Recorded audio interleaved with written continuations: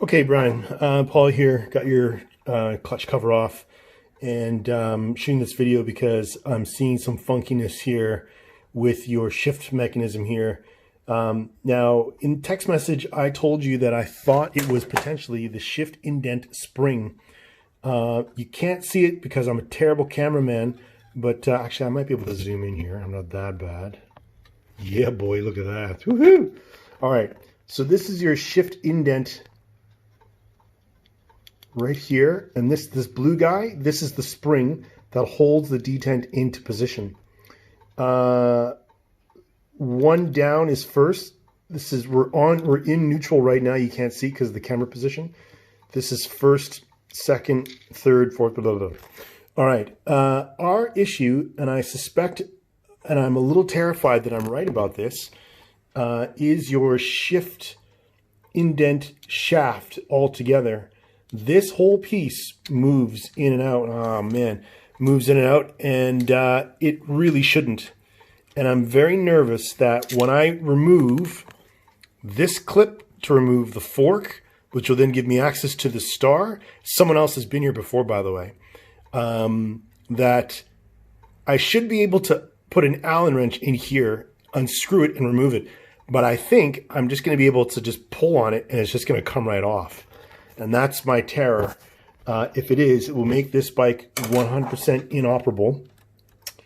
And the potential fix may be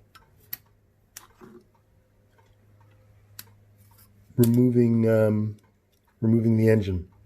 Good thing it's the end of the season, because I would love a big job like that. Remove your detent. All right. And here now you can finally see some of the indication where the gear would have been. I'm just going to reach under the bike here and move the shifter. You can kind of get an idea of what I'm talking about, right? So when I'm pushing down, this is going up. So this is first, and then second, third, fourth, fifth, sixth, right? As you can go consecutive through the gears. All right, so I can't pull on this shaft because the shifter is way over on the other end and it's bolted into position. But this is the guy that I'm nervous about, and I'm kind of thinking that I should have quit drinking. Oh boy, okay, here we go. I'm going to try to unscrew this. I could see someone else has been here before. Look at the way, oh man, even the way it moves. This is bad. Okay, here we go. Oh God, the way it moves is just terrible. Okay, here we go, here we go. Yeah, so, this is not very good. And this is even worse. This is both directions. Oh, okay. No, actually, no, that tightens up. Okay. And how does it feel now? Actually, its movement. Its movement looks a lot better. Let me just back this off. See if I could simulate what I was feeling before. 2 full turns. I think it's going to come out there. All right, so. Whoa, jeez. Look at that, baby. Okay, I don't know if you can see that in the video, but it walks towards me and away from me. Towards me and away from me. But if I tighten this guy up, ooh, that's nice and snug. All right, now, towards me, no, and away from me, no. Towards me, away from me. No, this feels a lot better.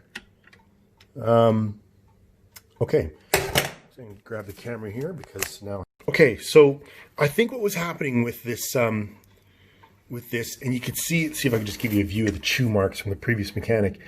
It looks to me like the previous mechanic. I'm just going to come out here and then zoom in. Whoa, baby, look at that! Woo-hoo-hoo. All right. So you can kind of see the chew marks right where that previous mechanic was. I don't know why he or she didn't just put an Allen key in there and tighten it up. Maybe what's happening is this is working its way loose because there's supposed to be thread lock in there. But you saw that I got quite a few turns out of this guy with an Allen wrench in it.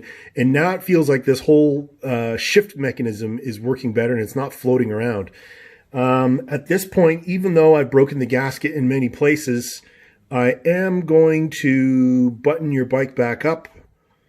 Gosh, the only way to know if I fix this or not is to actually get oil back in this bike and run it just to see if, yeah, no, that looks and it feels really good. Pull that out. Now I'm just going to reach under the bike and grab the shifter, see what happens. Well, that feels good. Okay, I'm going to put it all back together. And, yeah, I'm going to try to determine if this is the fix. These are the fork tips up here, gear select fork. That's what this is. It's actually not looking that bad, to be honest with you. But nonetheless, we're going to put it all back together and fill the bike with oil. Run it. It's going to leak, obviously, because we have to order a new gasket. But we're going to run it just for a few minutes, and we're going to do that leaning thing that you did just to see if this fixes it. I kind of think that it does, because when you're in neutral, you lean the bike this way, you lean it the other way, it goes back. And I think, centrifugally speaking, this shaft was just moving back and forth. But now that I've tightened it up, it should be fixed. Wouldn't that be awesome? More news later.